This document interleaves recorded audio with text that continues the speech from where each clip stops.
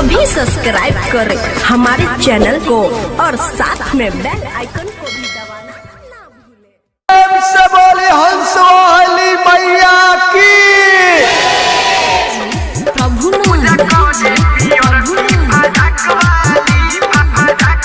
आप सुन रहे हैं म्यूजिक एंटरटेनमेंट की प्रस्तुति।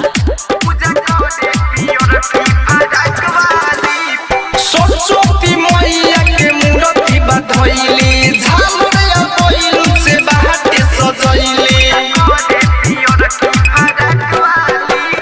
सरस्वती मैया के मूर्ति बधइले झालरिया बैलून से बाटे सजइले। उ तो मैया के चढ़ावे फूल लाली लाली।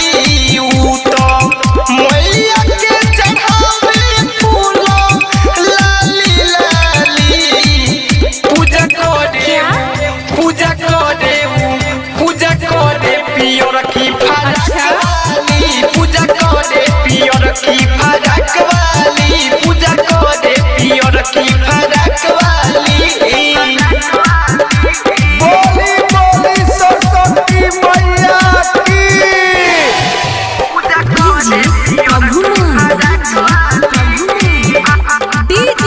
दीपक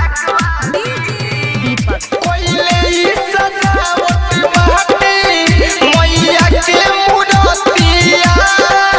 चम चम चमकताटे देखो ना सुरतिया। अच्छा कोइले सजावट बाटे मैया के मूर्तिया।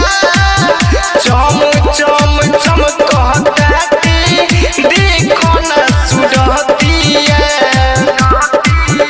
उतो डीजे मंगइले बाया कास वाली। उतो डीजे मंगइले बाया कास वाली। पूजा करे क्या पूजा करे क्या पूजा करे पियर की फरक वाली। पूजा करे पियर की फरक वाली। पूजा करे पियर की फरक वाली। बोली बोली सरस्वती मैया की।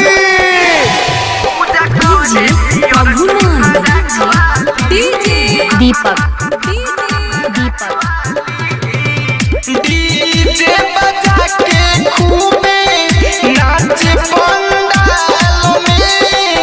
खुशी के दिन आइल बाटे खुशहाल में।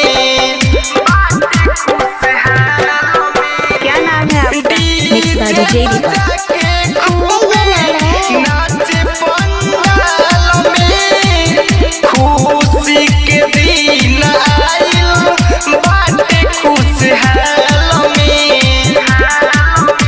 कहाँ घर है? सिजौल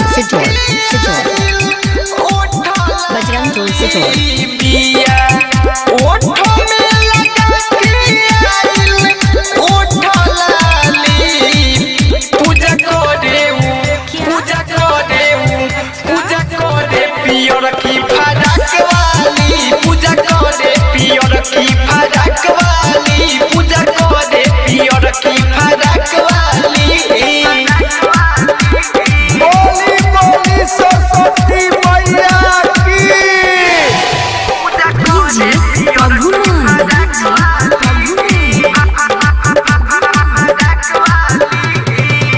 हर साल करे ई तो धूमधाम से पूजा। सखी सहेली संगे